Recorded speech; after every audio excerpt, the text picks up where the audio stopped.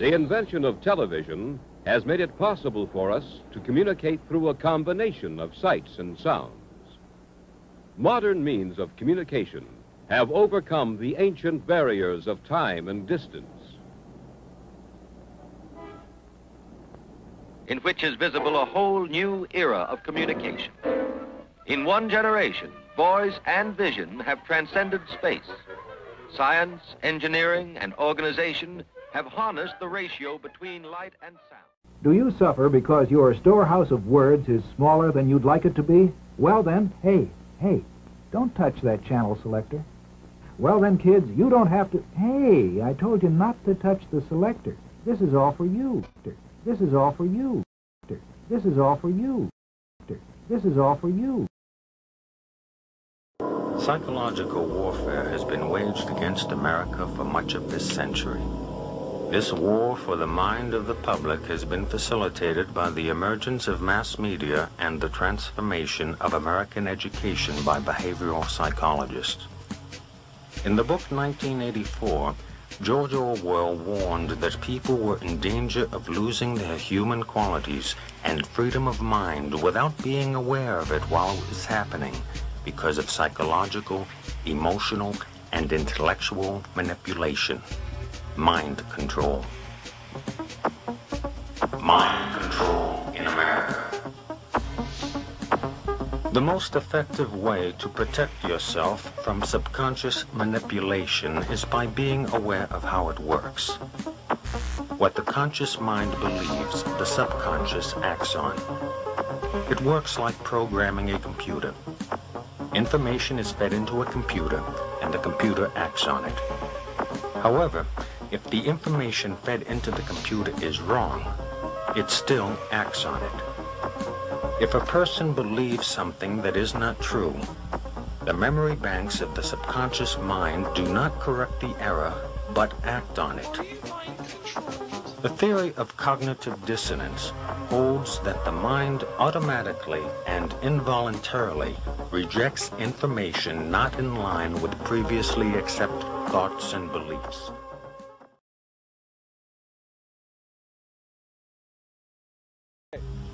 Watching television often produces an altered state of consciousness.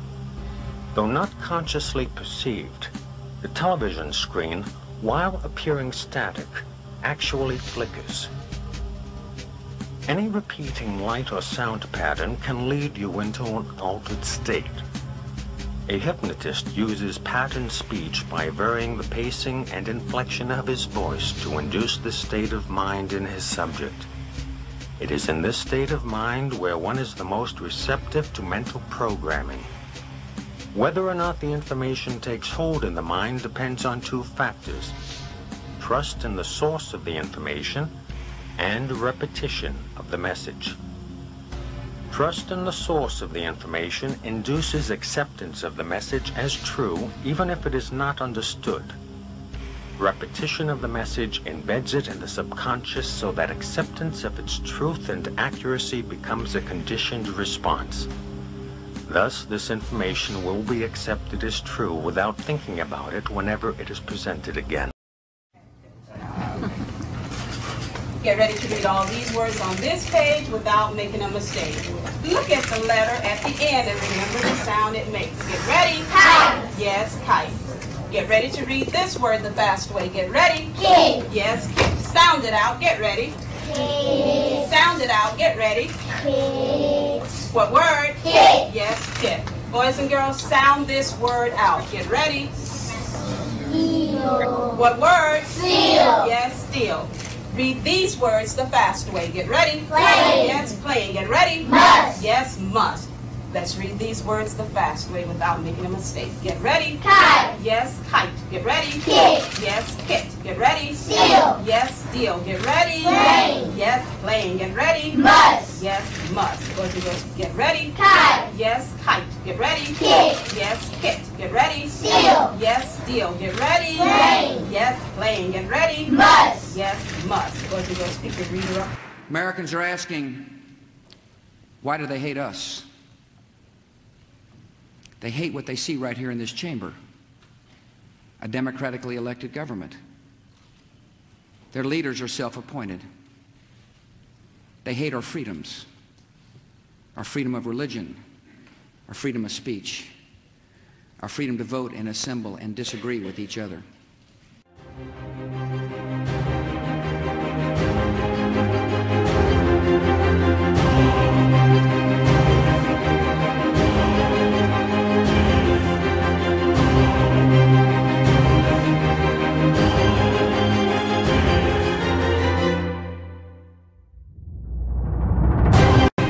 Every nation in every region now has a decision to make.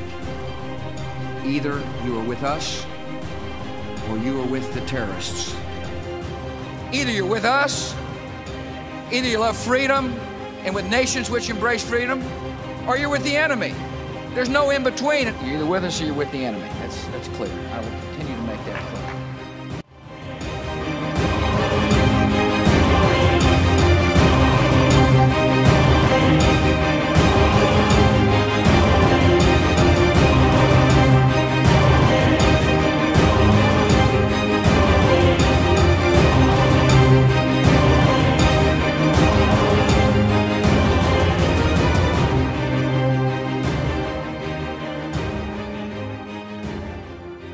We have an obligation to every last victim of this illegal aggression because all of this carnage has been done in our name. Since World War II, 90% of the casualties of war are unarmed civilians, a third of them children. Our victims have done nothing to us. From Palestine to Afghanistan to Iraq to Somalia to wherever our next target may be, their murders are not collateral damage. They are the nature of modern warfare. They don't hate us because of our freedoms. They hate us because every day we are funding and committing crimes against humanity. The so-called war on terror is a cover for our military aggression to gain control of the resources of Western Asia. This is sending the poor of this country to kill the poor of those Muslim countries. This is trading blood for oil. This is genocide, and to most of the world, we are the terrorists. In these times, remaining silent on our responsibility to the world and its future is criminal. And in light of our complicity in the supreme crimes against humanity in Iraq and Afghanistan and ongoing violations of the UN Charter and international law, how dare any American criticize the actions of legitimate resistance to illegal occupation? Our so-called enemies in Afghanistan, Iraq, Palestine, our other colonies around the world, and our inner cities here at home are struggling against the oppressive hand of empire, demanding respect for their humanity. They are labeled insurgents or terrorists for resisting rape and pillage by the white establishment, but they are our brothers and sisters in the struggle for justice. The civilians at the other end of our weapons don't have a choice, but American soldiers have choices. And while there may have been some doubt 5 years ago, today we know the truth. Our soldiers don't sacrifice for duty, honor, country. They sacrifice for Kellogg, Brown, and Root. They don't fight for America, they fight for their lives and their buddies beside them because we put them in a war zone. They're not defending our freedoms. They're laying the foundation for 14 permanent military bases to defend the freedoms of ExxonMobil and British Petroleum. They're not establishing democracy. They're establishing the basis for an economic occupation to continue after the military occupation has ended. Iraqi society today, thanks to American help, is defined by house raids, death squads, checkpoints, detentions, curfews, blood in the streets, and constant violence. We must dare to speak out in support of the Iraqi people who resist and endure the horrific existence we brought upon them through our bloodthirsty imperial crusade. We must dare to speak out in support of those American war resistors, the real military heroes who uphold their oath to defend the Constitution of the United States against all enemies, foreign and domestic, including those terrorist cells in Washington, D.C., more commonly known as the legislative, executive, and judicial branches. Frederick Douglass said, "Those who profess to favor freedom and yet depreciate agitation are people who want crops without plowing the ground. They want rain without thunder and lightning. They want the ocean without the roar of its many waters." The struggle may be a moral one, or it may be a physical one, or it may be both, but it must be a struggle. Power concedes nothing without a demand. It never has, and it never will. Every one of us must keep demanding, keep fighting, keep thundering, keep plowing, keep speaking, keep struggling until justice is served. No justice, no peace. No justice.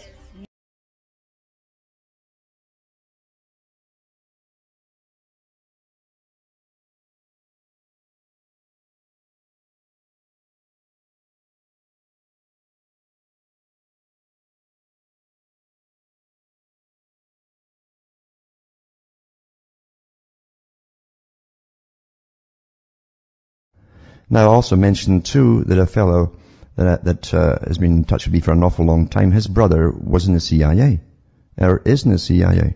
He will never talk about the CIA to him. He'll never give anything away whatsoever, except one bit of advice. He said, never watch the television. Never watch the television. It's the greatest scientific indoctrination tool ever devised. Haven't you figured that out? It's changed the whole culture of nations, not just one nation. Why do you think it was mandatory that everybody in Britain give access to televisions by the government? Why do you think China is under the same program to get everyone to the TV right now? Because they love to have you entertained. Do you really think that? And India is on the same route as well right now too.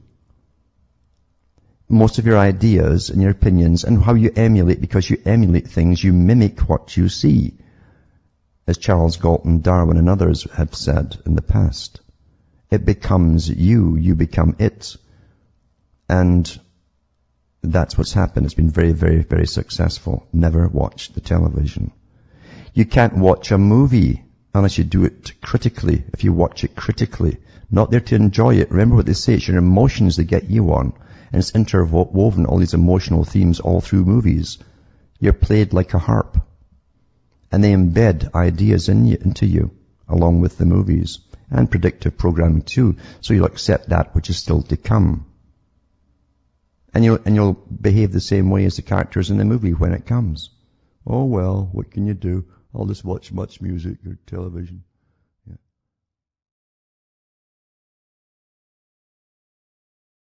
Today to meet the woman of my dreams. I've been talking to this girl on the internet for a while. I've actually been trying to save some money to go see this woman. Did you talk to her online? I go to the library, believe it or not, to talk to this woman. I met her on MySpace, and she's a very beautiful woman. She's tall, skinny, redhead, very beautiful woman. Why don't we do it this way? Because you've never met her before. Never met her. Well, then I'm going to ask you to leave for a few moments, and we'll want to bring her out, let the audience meet her, and then we can both observe you two meeting, which will be nice. And let's bring him back now. Here's Brad. How you doing? So good to meet you. It's kind of nervous on national TV, I know, but like I wanted to ask, like maybe like you could be my girlfriend. Well, Brad, I have to tell you, I'm a man.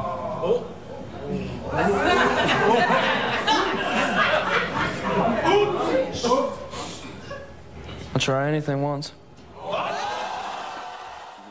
So, in his book, from the book Behold the Pale Horse, written by William Cooper, a former naval intelligence officer, in regards to a document concerning the American public, it states, diversion is the primary strategy. The simplest method for securing silent weapons and gaining it is to keep the public undisciplined and ignorant of basic system principles while keeping them confused. And this is what these reality shows are doing. Confused about gender, confused about political, confused about your role. You understand what I'm saying? Confused about religion, confused about politics. It says keep them confused, disorganized, and distracted with matters of no real importance. Whereas the media, MEDIA, which stands for Multi-Ethnic Destruction in America, or Maniac European Devils in Action, keeps the adult population's attention diverted from real social issues and captivated by matters of no real importance. It goes on to say, the schools keep the young public ignorant of real mathematics, real economics, real law, and real history. One of the things that surprises a lot of people, and it shouldn't because it's publicly known, is that our education system is not about educating as much as it is about socializing. Like the duckling in the chicken yard. If you take that duckling and raise it with the chickens, it's going to be imprinted, it's going to behave like the chickens. And in that very real sense, we perpetuate this. The danger is we don't just perpetuate it, we don't just enculturate it, but it's the only sane way we see to raise our children. And the result is there's no escaping it. C.S. Lewis said, when training, which is Skinner, Pavlov, beats education, civilization dies.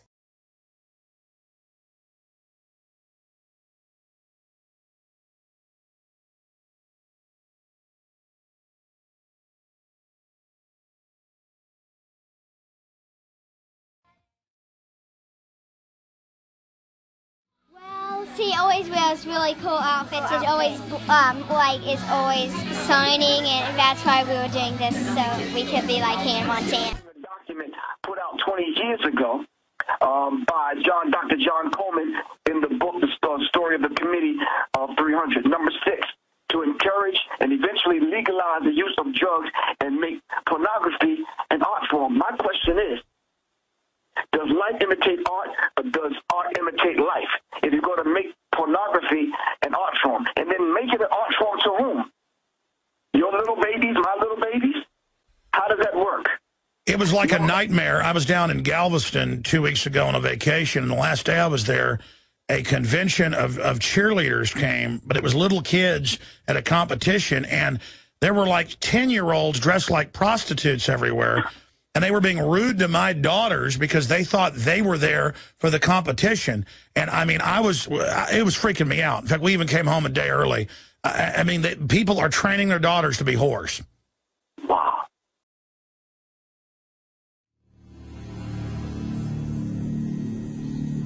Although education has proven to be highly effective in controlling human behavior, more intensive research would need to be conducted away from the prying eyes of the public. The Tavistock Institute was set up by the British Empire to really study mind control and to scientifically drill down into human behavior and put in textbook form systems of basic control so that could be duplicated out to government and corporate entities. And Tavistock has been involved at every level of social engineering. The Tavistock Clinic was founded in 1920 and operated as part of the Psychological Warfare Division of the British military. It was initially a voluntary outpatient clinic for treatment and research and was made up of general physicians, neurologists, and psychiatrists to facilitate the treatment of neurosis and shell-shocked British soldiers returning home from World War I. Going through their own publications on Amazon, you can find that some of their books cost like $18,000, $20,000. And what that tells me is they don't want the average person to be anywhere near getting their hands on this book, because what it gives you inside those books is the teacher's edition, to use an abstraction, as opposed to the students sitting around the class not knowing what the answers to the questions are.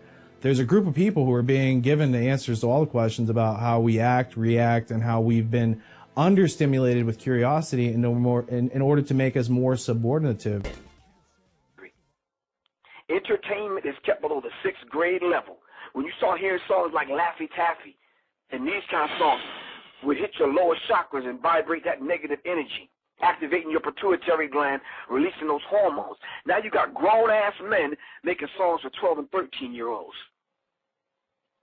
Teach, brother. I.e. Jay-Z. You understand what I'm saying? So the public is kept busy working, and the result is no time to think.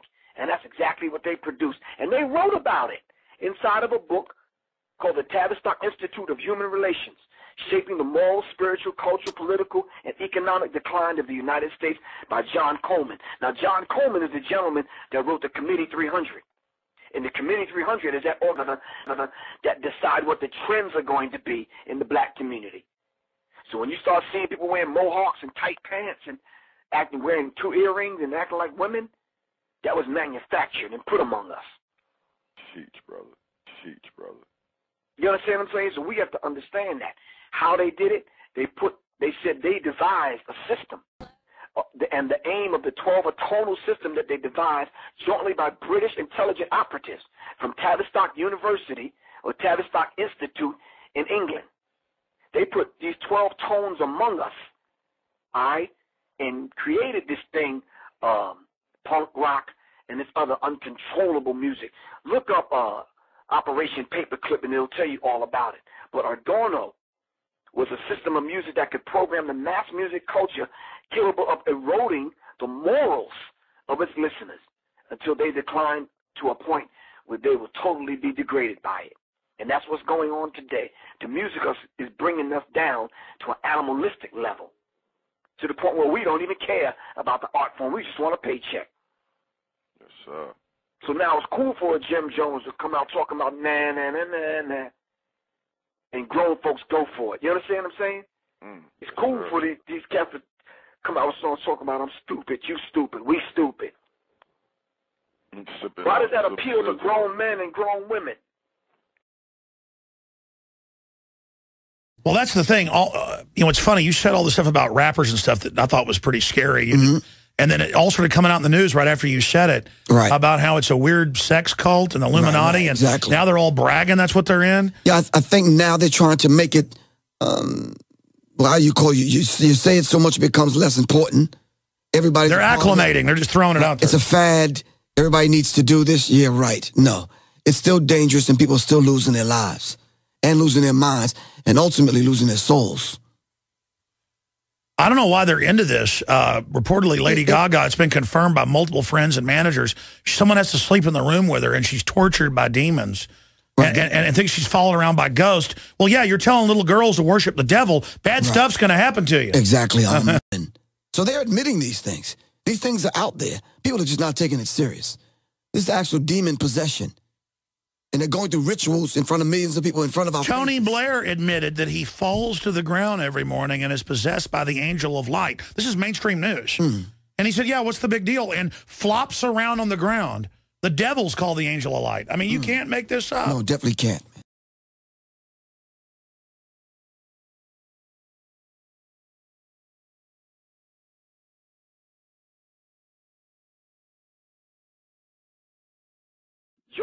Joe Bacan put out a DVD called The Corporation. He said children as tomorrow's consumers represent a huge market today and therefore a fair game. You understand what I'm saying? So they are attacking the children using tones and frequencies. And parents want to see their children happy. We go out and use our credit cards and our hard-earned dollars to make sure our children are happy. So we get the sneakers and the new video games and the new songs that come out and this kind of thing. Thinking that we're making our children happy, we're feeding our children's minds and souls to the wolves.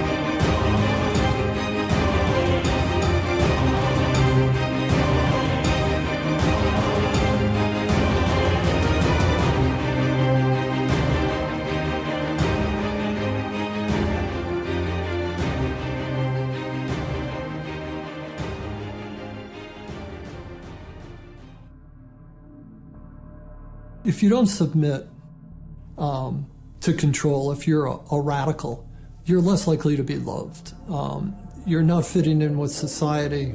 You're viewed as an outsider. There's a lot of social prohibitions about the outsider and the person who's going to upset things. From the time we're very young, we're taught to, worship authority basically because that's our key to survival as young children. But as adults, we never go through the rites of passage that tell us how to methodically think for ourselves, and thus we're always in a state of extended adolescence. Well, we take all this stuff, whether it's the television or it's the enculturation, the schoolyards, the teachers, we take this whole system, we put it into our unconscious mind. And it is the G-I-G-O that comes out, garbage in, garbage out.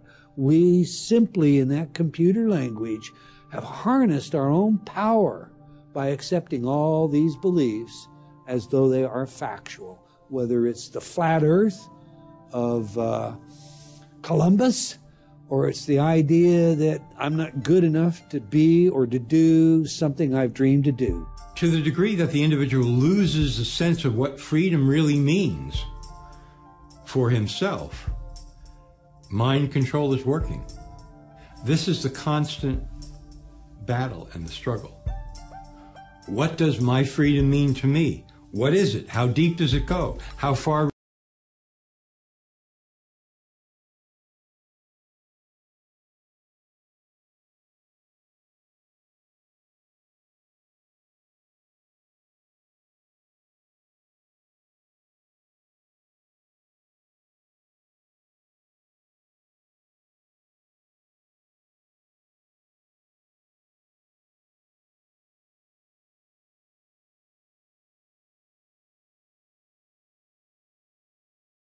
I sit on a council of 13 people that take orders only from the Rothschild Tribunal in London, which they claim they take their orders directly from Lucifer.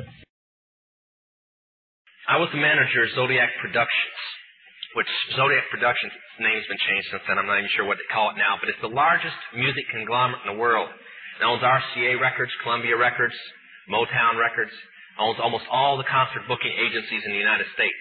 And that's not even the name of the company that owns it. The name of the company that owns it is Brenner Enterprises, and Brenner Enterprises is owned by Chase Manhattan. Chase Manhattan's owned by Standard Oil, and Standard Oil is owned by the Lords of London. You can track it on back. You kind of get the idea after a while. But I was the managing president of Zodiac Productions. It's one of my jobs as being one of these 13 people.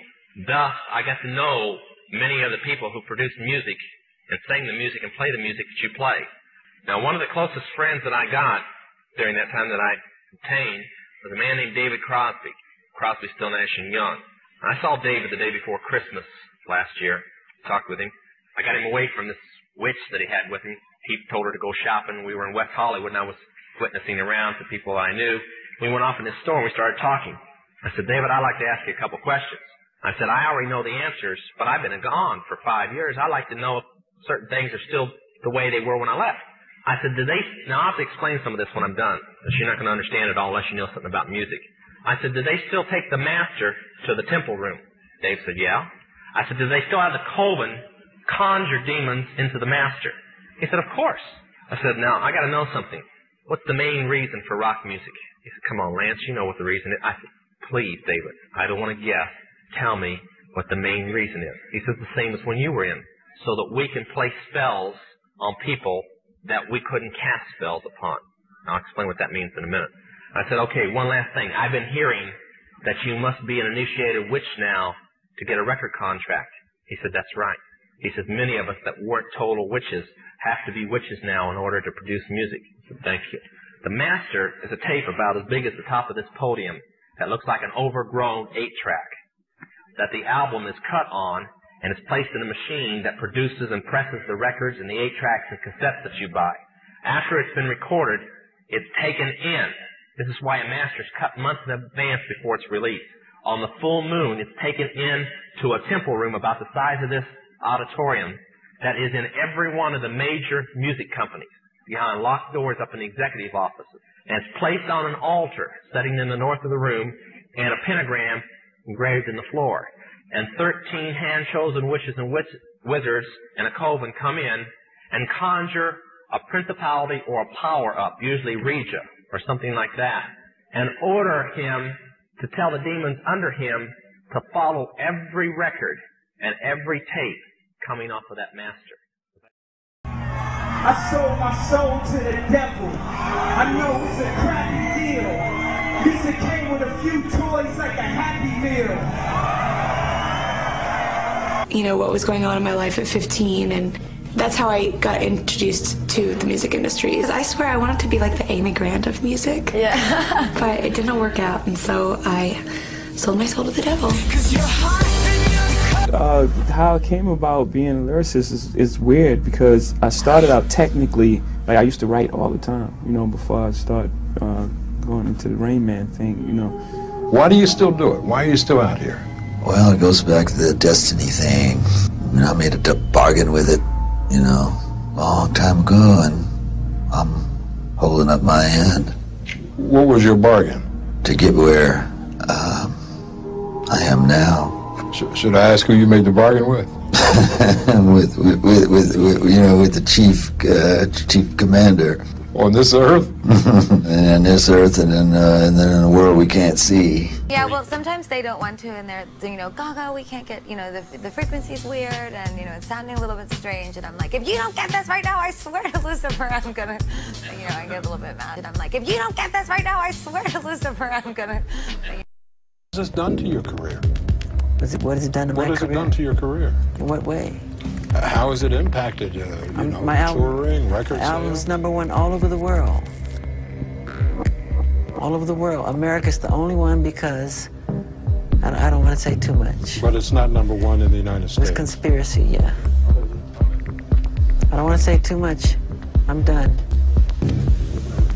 I don't want to say much because I'm hurting. I'm really hurting. I had to ask some friends because I was hearing a lot about her, and so they told me, you know, who she was and what she was doing. And I come from the school of thought there's just some things that the public just shouldn't know. You know what I'm saying? Like things that happen between two people, a wife and a husband, girl. I just don't think that it's for mass consumption. I just have always felt that way, and I just think that the whole idea of celebrity and fame has become really convoluted and, you know, kind of bastardized, like whereas fame used to be the byproduct of success, and now it's the ultimate goal. And if your ultimate goal is to be famous, then you're gonna do a lot to get there, like sign your name in blood in a contract with the devil. Like you're gonna end up on a one-way street and it's going nowhere. Like that's just the truth. I've seen so many people like forsake their moral code and their value systems just for a little bit of fame, and it's not worth it at the end of the day. It's really not worth it. Martin Lawrence is the guy that showed everybody you can make it from D.C. to Hollywood. And I had a personal stake in his success. Every time he did something, it made me feel inspired and really good. And he was always real nice to me. He'd sit me down, "What's going on with you, baby boy? What? We'd talk about comedy, whatever." And, you know, when we did Blue Streak, we were promoting it, and Martin had a stroke. He almost died. And then after that, I saw him, and I was like, "Oh, my God, Martin, are you okay?" And he said, "I got the best sleep I ever got in my life." That's how tough he is. So let me ask you this. What is happening in Hollywood that a guy that tough will be on the street waving a gun, screaming, "They are trying to kill me"? Yeah. What's going on? Why is Dave Chappelle going to Africa? Why does Mariah Carey make a $100 million deal and take her clothes off on TRL? A weak person cannot get to sit here and talk to you. Ain't no weak people talking to you. So what is happening in Hollywood? Nobody knows. The worst thing to call somebody is crazy, is dismissive. I don't understand this person, so they're crazy. That's bullshit. These people are not crazy. They're strong people. Maybe the environment is a little sick.